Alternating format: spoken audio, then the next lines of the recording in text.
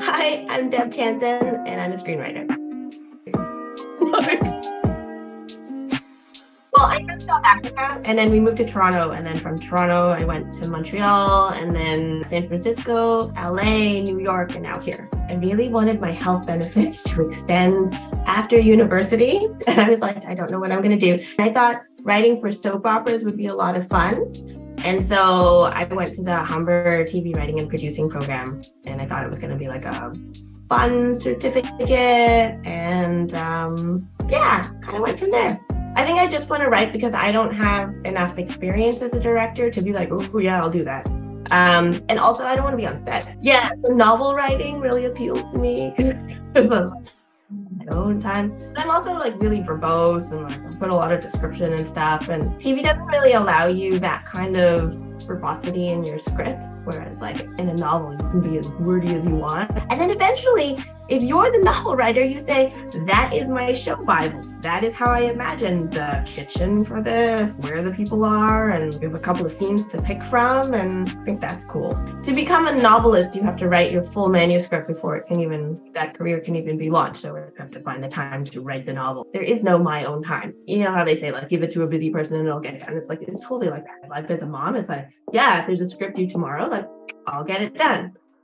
I did a short ages and ages ago, but it's called Dreampacker. It took us forever to make. It was with my partner, Annabelle Davila, who was an animator for a very long time. But it's a 3-minute stop motion short, and we got it into tons of festivals, including like the TIFF Kids Festival. So that was like, look, I made something. And that was when I could actually say, like, I produced it, I wrote it, I voiced it, and like I made so many of the little props that are in the short. But I'm working on a video game right now called Rooster, and I'm super proud of that.